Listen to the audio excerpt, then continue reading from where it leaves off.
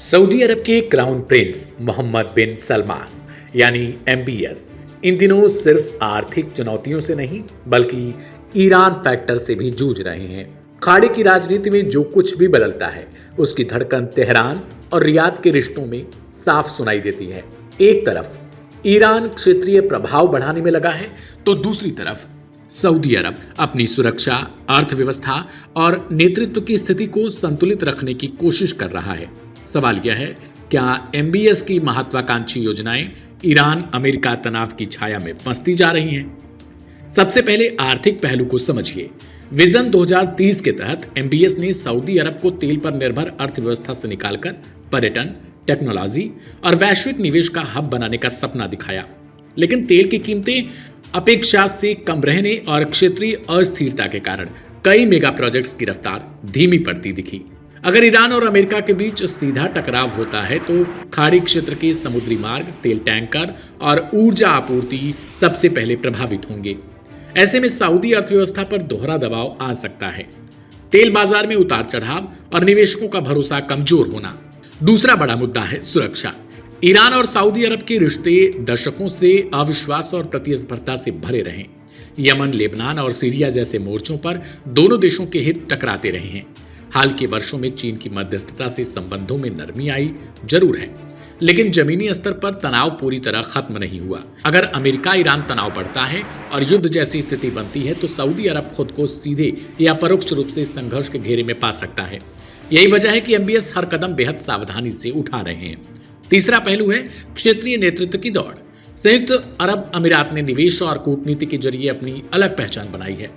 हाल ही में सऊदी द्वारा अल्जीरिया के साथ नई डील और अल्जीरियाई का यूएई से पुराने समझौते रद्द करना यह दिखाता है कि खाड़ी में प्रभाव की प्रतिस्पर्धा जारी है। इस पूरी तस्वीर में ईरान एक अहम कारक बन गया है क्योंकि उसकी विदेश नीति और सैन्य तैयारी खाड़ी देशों की रणनीति को सीधे प्रभावित करती है। इसी के साथ शाही परिवार और उत्तराधिकार का मुद्दा भी जुड़ा हुआ है। किंग सलमान की बढ़ती उम्र के बीच एमबीएस की स्थिति मजबूत जरूर है, लेकिन क्षेत्रीय अस्थिरता किसी भी अंदरूनी संतुलन को प्रभावित कर सकती है। अगर ईरान के साथ तनाव बढ़ता है तो सऊदी नेतृत्व को घरेलू और बाहरी दोनों मोर्चों पर एक साथ मजबूती दिखानी होगी। कुल मिलाकर मोहम्मद बिन सलमान की चुनौती सिर्फ आर्थिक सुधार या सामाजिक बदलाव तक सीमित नहीं है। उन्हें ईरान और अमेरिका समीकरण, खाड़ी की सुरक्षा और वैश्विक ऊर्जा बाजार तीनों को एक साथ ध्यान में रखकर रणनीति बनानी पड़ रही है। यही कारण है कि उनकी कई योजनाओं में फिलहाल धीमापन दिखाई दे रहा है। आने वाला समय तय करेगा कि क्या सऊदी अरब ईरान से संतुलित संबंध रखते हुए अपने विजन को आगे बढ़ा पाएगा या फिर क्षेत्रीय तनाव उसकी महत्वाकांक्षाओं पर ब्रेक लगा देगा।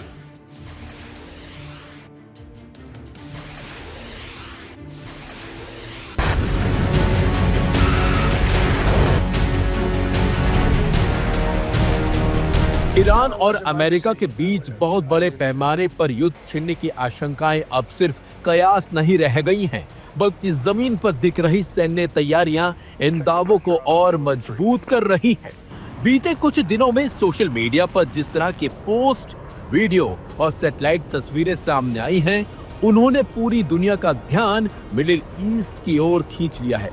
कहा जा रहा है कि हालात अब उस मोड़ पर पहुंच चुके हैं जहां एक छोटी सी चिंगारी भी बड़े युद्ध में बदल सकती है। सोशल मीडिया पर वायरल दावों के मुताबिक अमेरिका ने जॉर्डन, इराक और खाड़ी देशों में अपने सैन्य ठिकानों को हाई अलर्ट पर डाल दिया है। जॉर्डन के वफाक अल सल्टी एयरबेस पर थर्ड मिसाइल डिफेंस सिस्टम की पूरी तैनाती की पुष्टि ताजा सैटेलाइट इमेज से हुई है। इसके अलावा F-15E स्ट्राइक ईगल, A-10 वार्थॉग और पैट्रियट मिसाइल सिस्टम की मौजूदगी यह संकेत दे रही है कि अमेरिका ईरान की बैलिस्टिक मिसाइल क्षमता को लेकर किसी भी तरह का जोखिम नहीं लेना चाहता। सोशल मीडिया पर कई यूजर्स यह दावा कर रहे हैं कि यह तैयारी सिर्फ डिफेंस के लिए नहीं बल्कि किसी संभावित जवाबी या प्री एम्पेटिक स्ट्राइक की भी हो सकती है। दूसरी तरफ ईरान भी लगातार शक्ति प्रदर्शन कर रहा है। ईरानी मीडिया और टेलीग्राम चैनलों पर वीडियो शेयर किए जा रहे हैं जिनमें बैलिस्टिक मिसाइल यूनिट्स को मूवमेंट में दिखाया गया है। दावा किया जा रहा है कि ईरान ने अपनी मिसाइलों को लॉन्च रेडी मोड में रखा है और स्ट्रेट ऑफ हॉर्मुज में नौसैनिक गतिविधियां तेज कर दी गई हैं। ईरान के करीबी माने जाने वाले विश्लेषकों का कहना है कि तेहरान अब केवल धमकी नहीं दे रहा बल्कि वह यह दिखाना चाहता है कि अगर हमला हुआ तो जवाब सिर्फ प्रतीकात्मक नहीं होगा। इसी बीच रूस और चीन की गतिविधियों ने भी तनाव को नया आयाम दे दिया है। रिपोर्ट्स के मुताबिक रूसी और चीनी युद्धपोत ईरानी नौसेना के साथ संयुक्त सैन्य अभ्यास की तैयारी कर रहे हैं।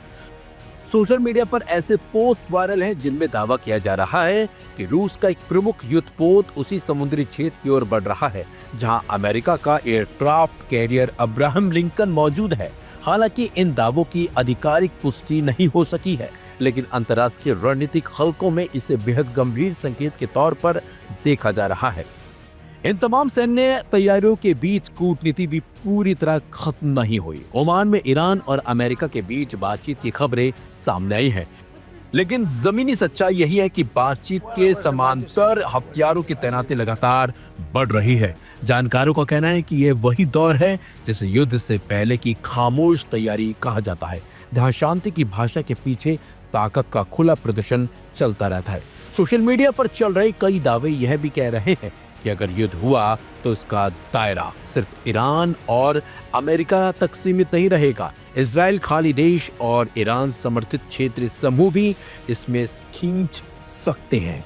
यही वजह है कि मिडिल ईस्ट एक बार फिर वैश्विक टकराव के केंद्र में खड़ा दिखाई दे रहा है।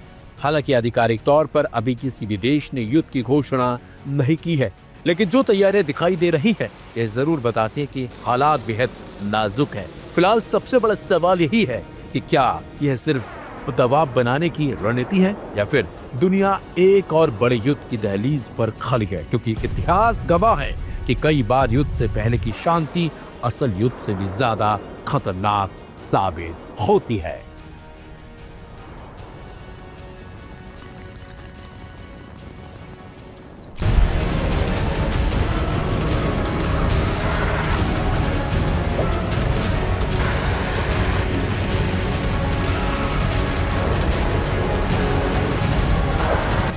आज यानी 11 फरवरी को ईरान अपनी ताकत दिखाएगा। जी हां, ऐसी ताकत जो दुनिया को एक पैगाम होगा, खासकर अमेरिका, इस्राइल और उनके सहयोगियों को। दरअसल 11 फरवरी 1979 को ईरान में शाह पहलवी की राजशाही का पतन हुआ था और एक इस्लामिक गणराज्य की स्थापना हुई थी। हर साल वहां इस्लामिक रेवोल्यूशन की वर्षगांठ एक उत्सव के तौर पर मनाई जाती है, लेकिन इस साल ईरान अमेरिका तनाव और इस्राइल के साथ जून में 12 दिनों की जंग लड़ चुके ईरान के लिए ये दिन बेहद अहम हो जाता है। दरअसल आज 11 फरवरी को ईरान के सुप्रीम लीडर एक तरह से अपना शक्ति प्रदर्शन भी करेंगे। इमाम खामनेई की अपील पर आज तेहरान समेत अलग अलग शहरों में बड़े पैमाने पर लोगों के सड़कों पर उतरने की तैयारी है। सैयद आयतुल्लाह अली खामनेई ने ऐसे मौके का इस्तेमाल ईरान की एकता को मजबूत करने और पश्चिमी शक्तियों, खासकर अमेरिका को अपनी प्रतिरोध की शक्ति दिखाने के लिए किया है। उन्होंने बयान भी दिया था कि सारे लोग जुट जाएं, एक हो जाएं और अपनी दृढ़ता का प्रदर्शन करें।